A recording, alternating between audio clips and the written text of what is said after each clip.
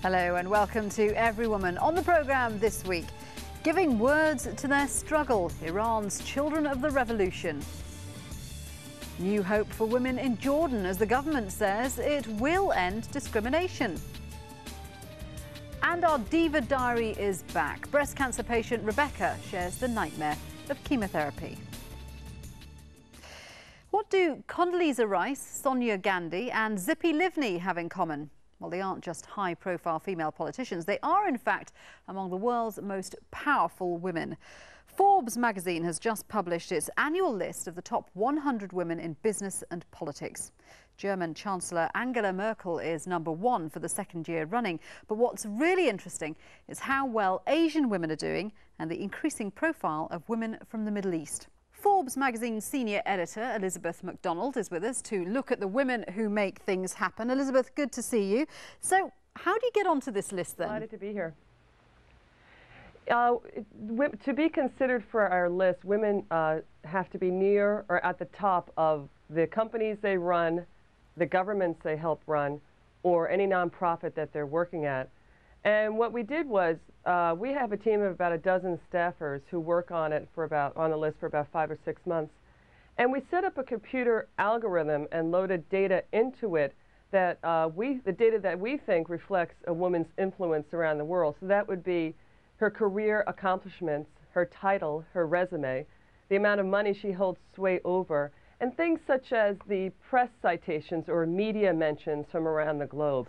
There's some really interesting trends that have come out of the list if you look at the names. For instance, the fact that so many women are coming out of China and the Far East. Does that suggest a trend? We've been doing the ranking for about 4 years, and increasingly, women from Asia are making a very strong representation on the list. In fact, 2 out of the top 3 are from Asia. Wu Yi, she's the vice premier of China, comes in at #2. And she's extremely powerful. #3 is Ho Ching. She's the First Lady of Singapore. And the other interesting trend, of course, is the number of women from the Middle East who appear on the list. I think there's about 10 of them. And the Qataris will be delighted that Sheikha Moza appears. I think she's at #79. And it's the first time that the Sheikha Moza's been in the list. What does that tell us about the influence of women from the Middle East? You know, here in the U.S., there's a term called the glass ceiling, and it was coined in and around 1985. And the glass ceiling is, the idea is that women face a barrier into the executive suites. They hit the glass ceiling. And certainly in some regions of the world, that glass ceiling is in fact made of concrete. But when we see women in areas of the world where it's been very difficult for women to advance, that idea of the glass ceiling could fast become a very quaint notion.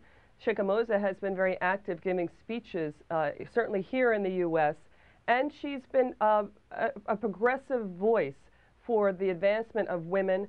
And are you expecting to see more influential women from these parts of the world coming up your lists? Well, the International Parliamentary Union, which is associated with the United Nations, says that it is seeing increasingly more women coming into power in parliamentary systems.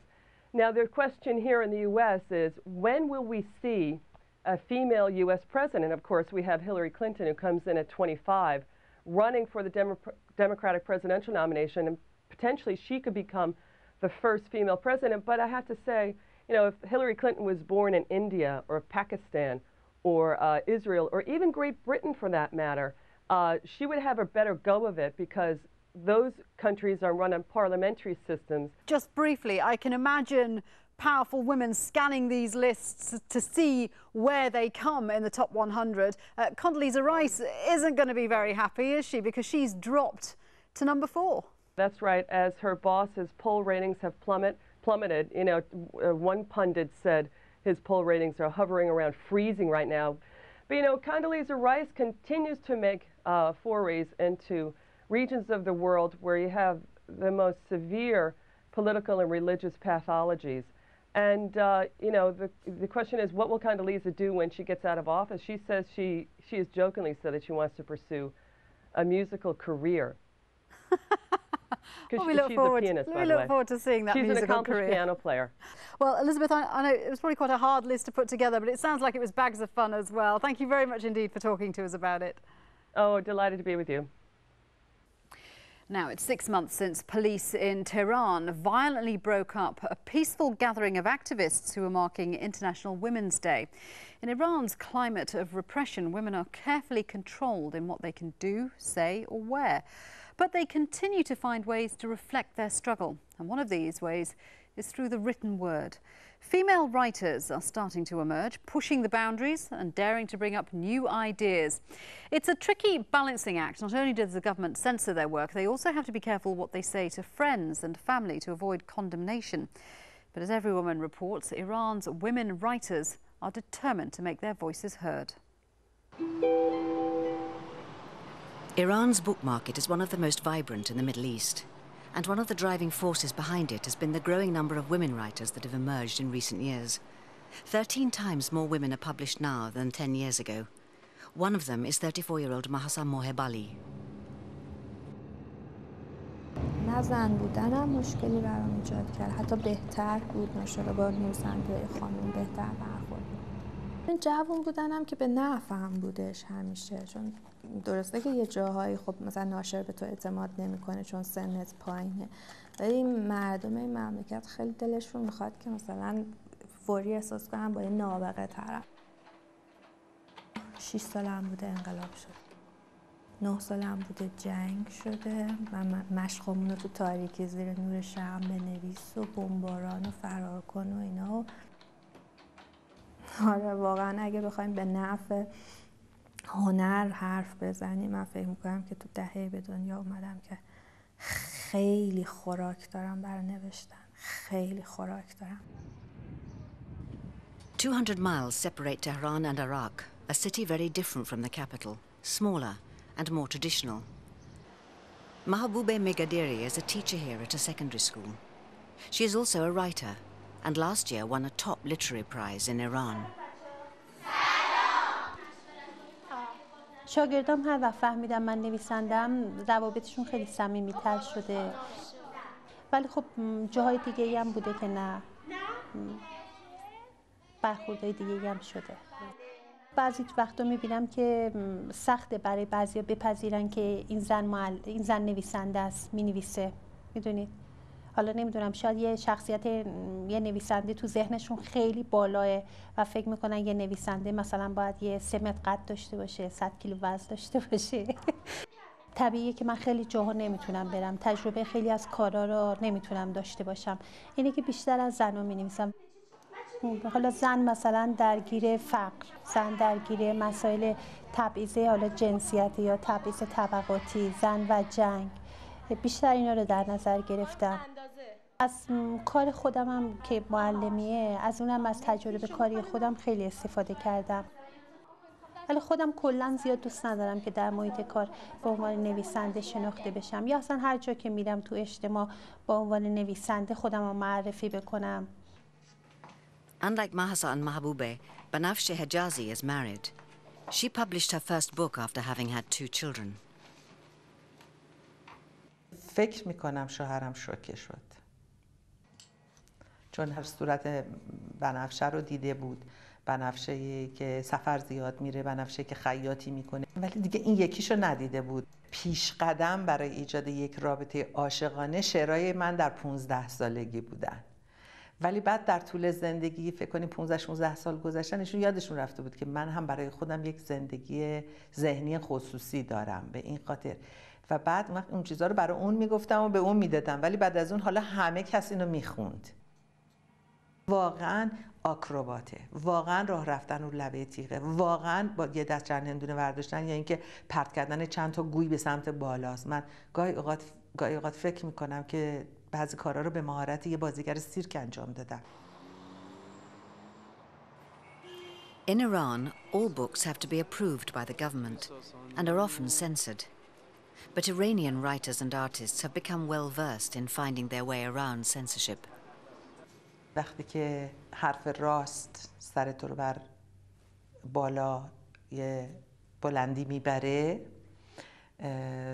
درصد مجبوری از استعاره، از کنایه، از مجاز، از شاید یه چیزی مثل کلاژ استفاده بکنی و بتونی حرفت رو بزنی. But there's another form of censorship that is less obvious, but just as powerful. میدونید ما اصلا توی جامعه بزرگ شدیم که عادت کردیم خودمون رو از اول سانسور کنیم. میدونید مثلا درباره فامیلیمون میشینیم حرف میزنیم بعد میگیم به گوشش نرسه ها، یا مثلا پشت سر دوستمون یه چیزی میگیم بعد میگیم که نفهمه، حالا بین خودمون بمونه ها. اینا هم به هر حال یه جور خود سانسوریه دیگه. یه سری مسائل هم هست که فکر میکنم دلم میخواد درباره‌شون بنویسم، حالا اونا یا خود سانسوریه یا از بیرون سانسوریه، به هر حال شاید کمتر بهشون پرداختم. تجربه به من نشون داده که هنوزه سانسورای درونی که ما داریم، چه خودمون چه اطرافیانمون، سانسورایی که از طرف خانواده، دوستا به ما اعمال میشه خیلی شدیدتر از سانسور ارشاده. When Mahsa wrote a short story about a woman who pretends to have betrayed her unfaithful lover, her colleagues and friends didn't approve. میگن که آقا جون تو داری خیانت رو ترویج میکنی، کاری میکنی که زنها به مردها خیانت بکنن و این از نظر اخلاقی درست نیستش، حق نداری اینا رو بنویسی. و من همین داستانا رو بردم توی جمهوری اسلامی ارشاد و مجوز گرفتم. حالا تو به من بگو که جمهوری اسلامی ارشادش سانسور بیشتری داره یا روشنفکرامون؟ Despite restrictions, Iran's women writers are determined to carry on making their voices heard. اصلا که به کجا میخوام برسم و فکر نمیکنم. مهم اینه که فکر میکنم که راهم درسته. من این راهو دوست دارم. کار دیگه ازم بر نمیاد. یه وقت یادم آقای محمود بود بهم گفت، یادش بخیر، سر یه جریانی من ناراحت بودم، گفت قلم دست توی بنویس. این که قلم دست منه این خودش خیلی خوبه. من ایرانیم، دلم میخواد کارم تو ایران چاپ بشه، دلم میخواد جوانای ایرانی کارم رو بخونن. من انقدر چک و چونه میکنم تا کتابم به زبان فارسی توی مملکتم چاپ بشه با حداقل سانسور. Women of Iran, they're refusing to bow down. Coming up after the break, how the lives of Jordanian women could change as the government promises an end to discrimination. We're back in a moment.